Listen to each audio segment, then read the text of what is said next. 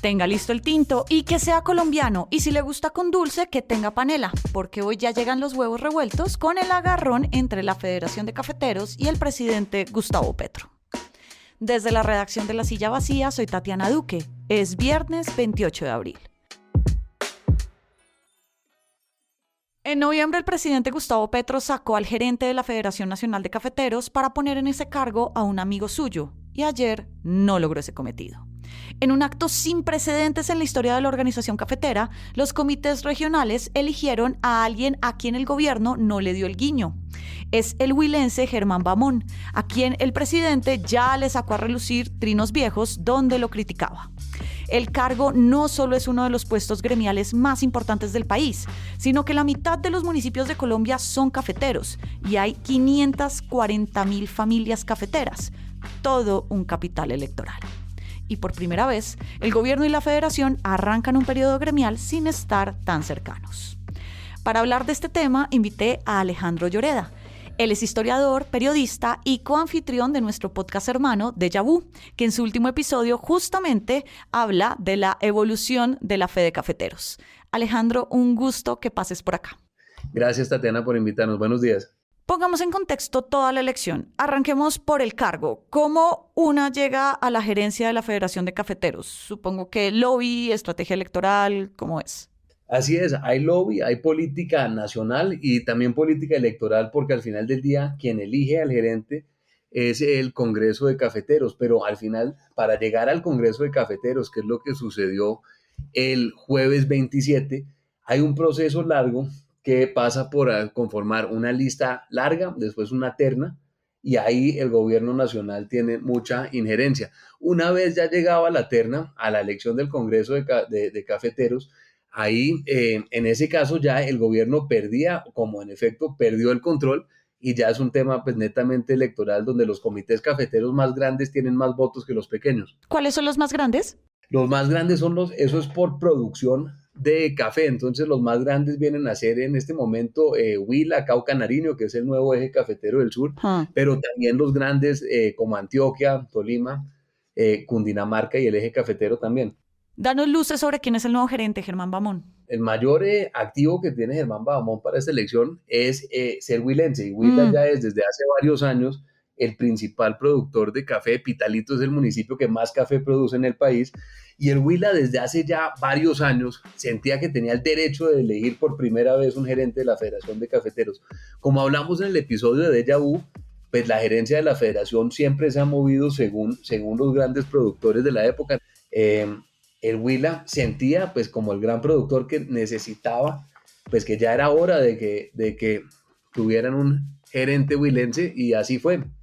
Ellos apoyaron la aspiración de Bamón desde un comienzo y lograron la elección. Bamón es del Huila, él no es cercano al gobierno, él es cercano a Cambio Radical, a Enrique Peñalosa, también ha sido cercano al Centro Democrático.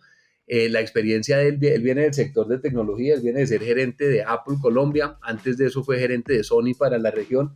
Es decir, él tiene experiencia cafetera, él es cafetero por una finca familiar, él tiene pues tradición cafetera en el Huila, pero la experiencia de él no es en el gremio cafetero, sino en el sector privado en tecnología. ¿Y es necesario ser cafetero para gerenciar la federación? Pues no, en realidad desde, por ejemplo, Gabriel Silva, que llegó después de Jorge Cárdenas en el año 2001 o 2002, pues muchos de los gerentes que han pasado no necesariamente han sido cafeteros, pero sí han tenido experiencia en comercio internacional, en el sector público, o como en el caso de Luis Genaro Muñoz, en otras empresas del gremio. Él venía de ser gerente de Almacafé cuando llegó a la gerencia. ¿Qué lees de lo que pasó dentro de los comités cafeteros para que no atendieran el llamado del presidente de aplazar la elección mientras se posesionaba el nuevo ministro de Hacienda, Ricardo Bonilla? El mensaje que mandó el presidente en la víspera de la elección, como 6 o 7 horas antes de que se reuniera el Congreso, pidiendo que aplacen la elección, cayó mal. Y eso terminó por unir a los distintos comités de cafeteros, que venían bastante divididos porque el proceso de elección estuvo bastante accidentado. El mensaje del presidente cayó mal y terminó por unir al gremio. Y Bamón fue elegido por unanimidad. El gobierno en sus fases iniciales se inclinaba por Felipe Roballo, que era un exgerente comercial de la federación, pero Roballo no entró en la terna final. Ahí hubo un pulso entre distintos actores en el gobierno. El ministro de Hacienda, Ocampo, no quiso meter a Roballo en la terna, él quería meter a María Claudia Lacutir. Entonces ahí terminó ganando pues el pulso Ocampo de no incluir a Roballo en la terna, pero al final del día, al salir Ocampo, yo creo que al salir Ocampo precipitó ese trino que enviaron en la víspera de aplazar la elección. Alejandro, pero esto arranca con una rebeldía de la Federación de Cafeteros que seguramente nunca había ocurrido. ¿Cómo lees que va a ser de aquí en adelante la relación entre los cafeteros y el gobierno? Pues que ya tiene este inicio.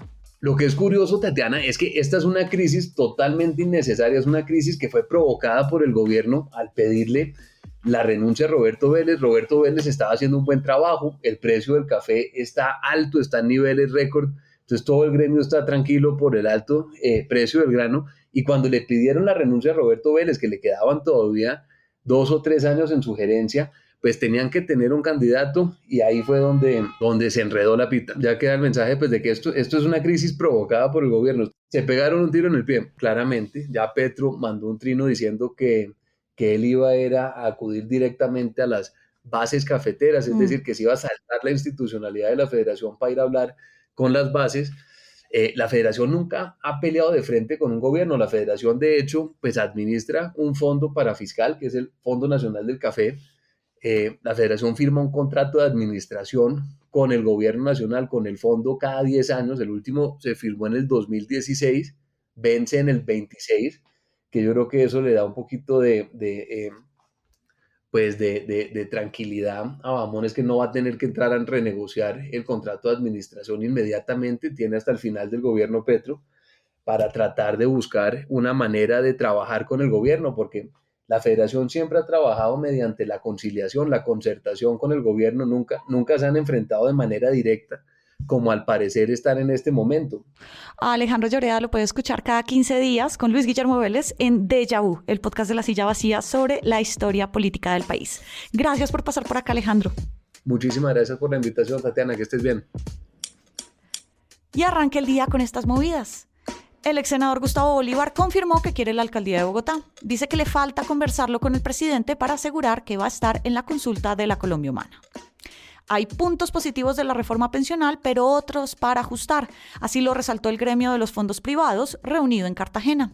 Hoy van a reunirse con el presidente. Y 20 capitales tienen previstas marchas y concentraciones por el Día del Trabajo el 1 de mayo. El presidente ya confirmó otro balcón para hablar de sus reformas. Todas las movidas de poder ya están al aire en lasillavacía.com, en nuestras redes y en el en vivo. Y por acá cada mañana reciba su desayuno político favorito. En los canales de podcast de Huevos Revueltos con Política, escuche hoy su ñapa semanal contra la desinformación. Soy Tatiana Duque. Lindo puente.